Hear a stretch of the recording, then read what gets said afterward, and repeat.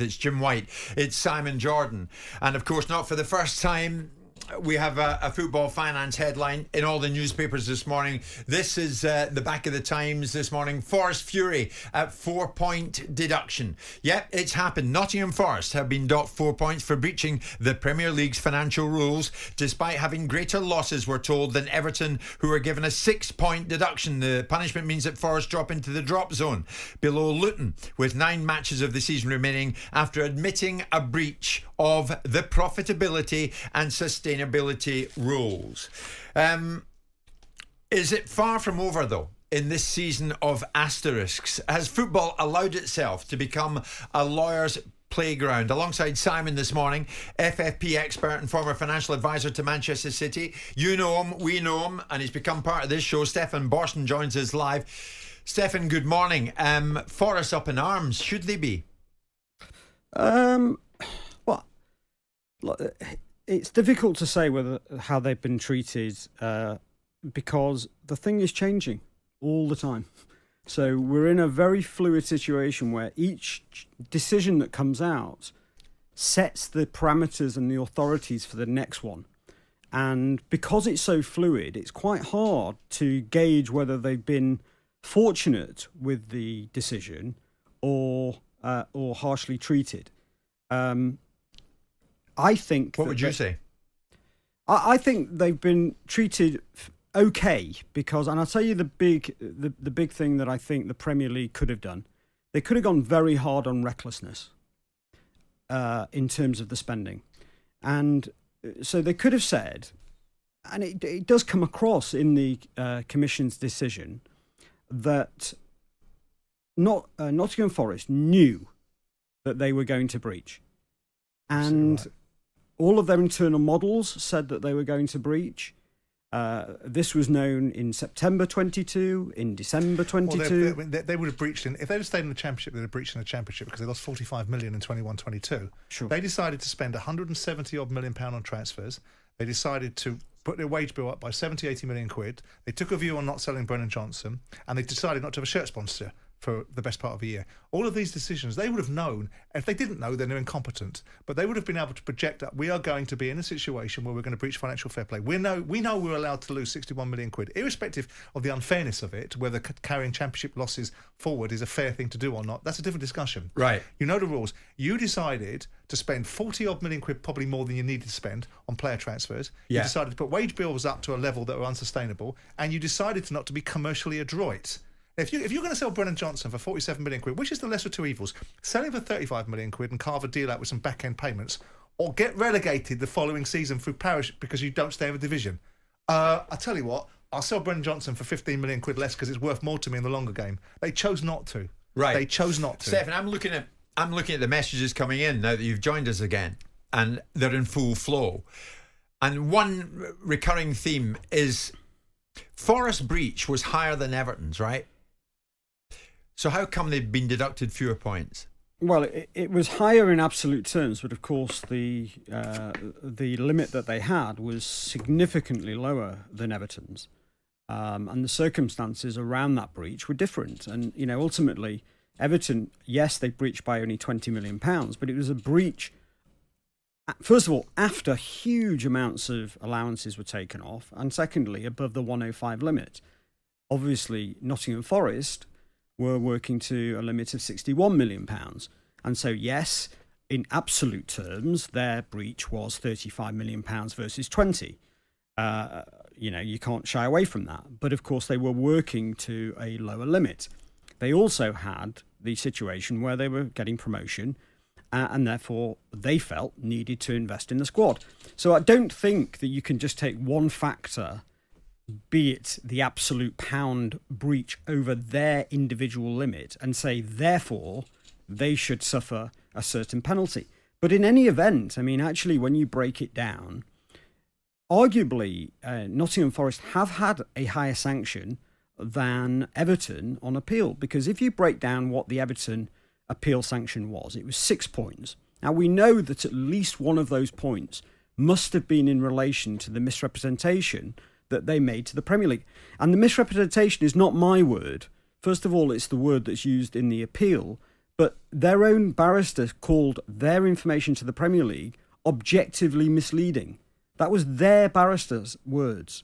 So at least 1 point of the Everton sanction must have been for that. Therefore, the other 5 must have been for the breach. Well, if you look at the Nottingham Forest sanction, the Nottingham Forest sanction is actually 6 points. But what's then happened is because of their cooperation and their early admission, which was not the case with Everton, it was reduced by 2 points.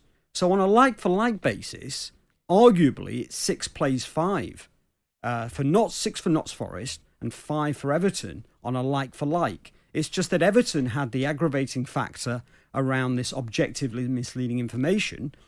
And on the other hand, Nottingham Forest had some mitigation, which was the early admission and the cooperation. Yeah. So although when you look at it, you go 4 plays 6. Right. Actually, right. It's not quite right. It's more like 6 probably plays 4, because there's a good chance that in the appeals mind, and I'll come on to an important point here that Everton fans are going to shout at me about, it's probable in the appeals mind that 2 of the points were relating to this objectively misleading information that they gave to the Premier League.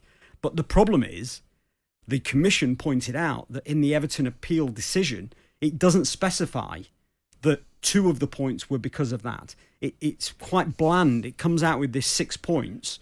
Okay. The Nottingham Forest decision suggests that the Everton appeal was 3 base points plus 3 extra points for the size of the breach and for this misleading information. Okay, but nonetheless, Everton appealed and got it reduced.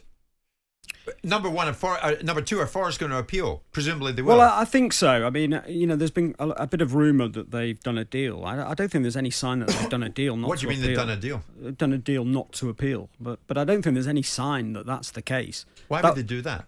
Well, I don't think they would, and I don't think it's within the gift of the Independent Commission anyway to do that kind of deal. So you'd appeal if you were Marinakis, wouldn't you? Yeah, I think to suggest that as part of a thought process in the actual adjudication, that we won't appeal if you give us a reasonable sentence, which is kind of the underlying assertion there, is probably quite preposterous, because it then it changes the dynamic of the whole process of A, an independent commission, and then B, an appeal process. It's a preordained decision-making process. Of course you're going to appeal. Why would you not appeal? Because ultimately, this is not some football fine where you turn around and get more. You're only going to get a situation where you might get less, or you might get the same. What's and it's worth £250,000 for over the dice. Yeah. Okay, Forest fans are listening in numbers. I'm looking at the messages. What's the end game they're asking?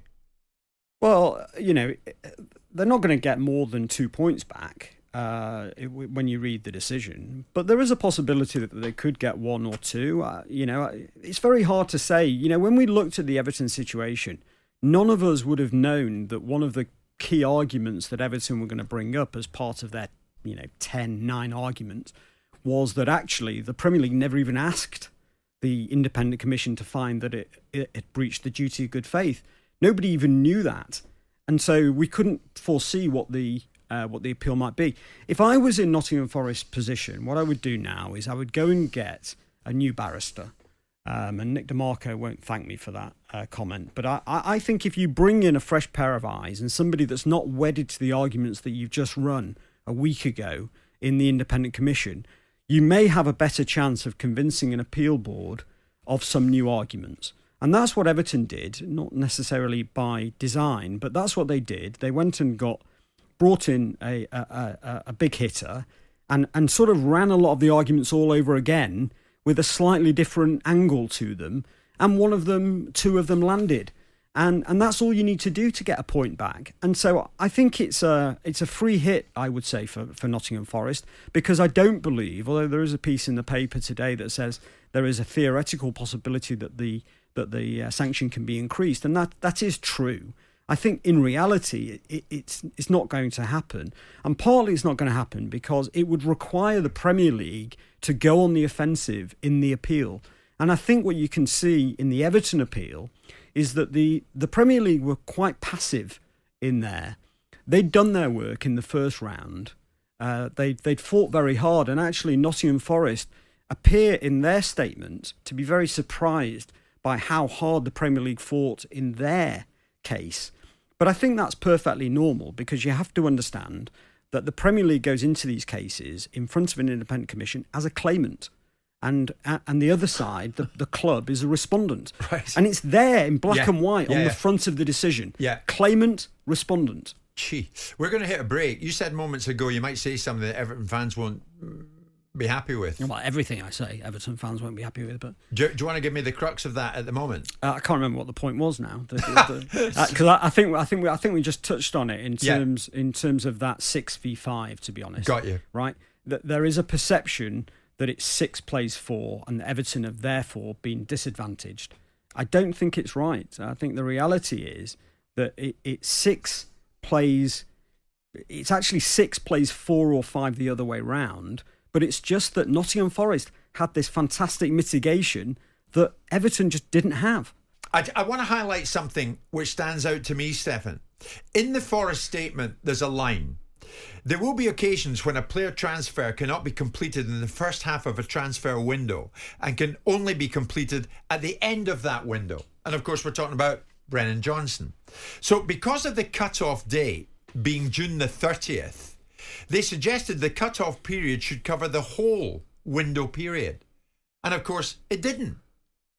So if it had been, and if it had covered the whole of the window period, they wouldn't have been in breach. But it doesn't. I mean, those aren't the rules. Well, maybe. To be honest, probably not. And look, who knows, right? But those aren't the rules. So yeah, you can change the rules, but somebody's going to be disadvantaged by changing the rules the other way around.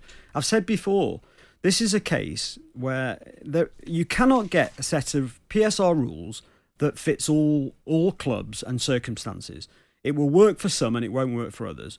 The rules are the rules. They've all put them in place. And that's the bottom line in terms of where the Independent Commission and the appeals have got to so far.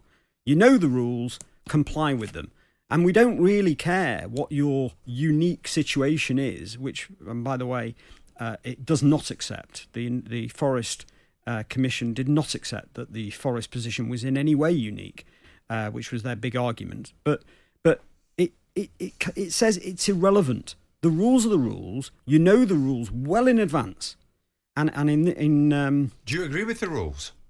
That the rules should cover the whole period and not just part of the period of the window? Not really. I think at the end of the day, you had a situation where on the 6th of June, they were given a final warning, or not really a warning, a kind of final reminder by the Premier League, who said to them, you are on the verge of breaching here. You need to sell a player.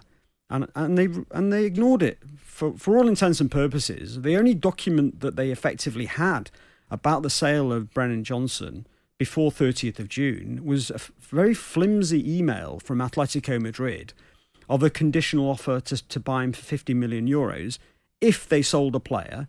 They replied the same day. By the way, this deal couldn't have happened on the same day anyway. But it would have been mitigating circumstances if they'd have done a conditional deal that had closed shortly thereafter. They replied with a counter proposal at 65 million euros, and then there was no further correspondence. And this was consistent throughout the hearing and the documents shown to the Commission. The paperwork didn't match their pleaded case.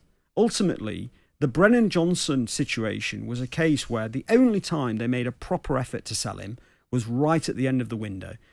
So Forest have got themselves to blame for the predicament they find themselves in. End of. Well, that's what the Commission says, and I think it's hard to shy away from that. Yeah. Well, of course they have.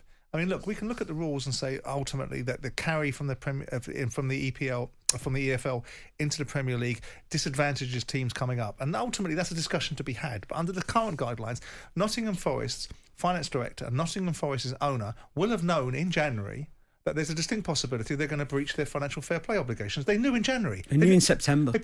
September 22 they knew. Well, it depends what they spent in the January transfer window. So we have to factor that into the equation. But they certainly knew early enough to be able to make decisions. They chose not to. If it's a simple equation, what do? Do I sell Brennan Johnson and structure a deal that gives me further returns further down the line but makes the front-end transaction easier for someone to buy because I'm getting a discount or they're getting a discount to avoid financial fair play, consequences, or do I get 17 million quid and put myself into a world of problems the following season, which could involve me getting relegated, which costs me 120 million quid? Right. I don't know. Which one would I do? I think most common sense people, I think Marinakis looked at it and went, there's no teeth in these rules. There's no consequences to me of any significance. I'm going to do precisely what I want, is my assumption. Stefan, people listening this morning, there are many. The number of messages is too many to mention. But there's one. I mean, that's a layman's question here coming in. So selling a player 6 weeks later and getting an extra 15 million quid is wrong? Well, it's not wrong. They'll get the benefit of it in 23-24. So it's not wrong at all. So how can that go against profit and sustainability? They took a commercial decision not to sell the player before the year end. And I assume, and I think what Simon's saying, and I agree with it, is that their commercial decision was based on the fact that they'd just pay a fine and that there was no teeth in PSR rules. But of course, everything changed once we had the Everton Independent Commission that gave them a 10-point fine and established very, very clearly that the only penalty really has to be point sanctions for PSR breaches of this scale, and that it therefore, not that therefore, but that it also means that that club has had a sporting advantage. And if you've had a sporting advantage, you're going to get a sporting sanction. So that they've over and over again, these judgments are saying you've only yourselves to blame. And the clubs have to accept that they are in control of what they do on a day-to-day basis and can't complain afterwards. I look at the Forest statement. We believe that the high levels of cooperation the club has shown during the process, and which are confirmed and recorded in the Commission's decision, were not reciprocated by the Premier League. Is that nonsense? I mean, are they whistling in the wind there? Well, look, we cooperated with you. Well, it's very hard to understand, isn't it? Because you've got a situation where they get 2 points back, right? 2 points is not insignificant. So yeah, there's their credit for their cooperation and their early plea. They ask for one more point, that's all. And so 2 points is perfectly reasonable, I would say, by way of a cooperation mitigation. I'm not really sure what they're so upset about in terms of the Premier League's performance at the Commission, but it seems to me that they were a bit surprised that the Commission argued very powerfully for things like an 8-point sanction before mitigation, and generally made a number of arguments. But as I said right at the start, I would argue that in many ways they got a very fair run from the Premier League, because the Premier League should have gone quite heavy on the recklessness of the spending. Given what we've discussed, I mean, they could have stopped spending in January 2023 quite easily. And the bit that Simon is sort of right about January 23 being key, my point, and it's made out in the decision, is that they breached, according to their own finance director, in September of 2022, unless they sold players. So it's not a case of they needed to sell, not buy in January 2023. Well, the only exception to that is events that they couldn't plan for. They didn't know they were going to have an FA Cup run. They don't know if they're going to get extra income coming in from other opportunities. They wouldn't be prudent to budget for them. They'd be budgeting for the third round of the FA Cup. They're a mile short. I grant you. 35 million. I mean, you know, the FA Cup run isn't going to fill the whole of a £35 million profit miss. No, I grant you that. Right, so they're miles short. But the decisions, if they had certain events that manifested themselves in League Cup runs and FA Cup runs, and ultimately better positions in the league and opportunities that way, if they were going into January, Stefan, in 8th in the league rather than 20th, they would have been £15 million better off. Well, sure, that was part of it. I mean, part of their miscalculation was that they budgeted to be half the league. They budgeted to be 12th. Stefan, so many messages coming in. This is typical of them. This is Danny. Clubs outside the Super Six simply are not allowed to compete. Manchester United, 700 million plus in debt. Nothing happens. Manchester City, 115 charges. Kicked into the long grass. They win everything. Nothing happens. Chelsea spending $1 billion in 2 windows. Nothing happens. Jim White and Simon Jordan. Monday to Friday mornings from 10 on AM, on DAB, via the talkSPORT app and on your smart speaker. talkSPORT.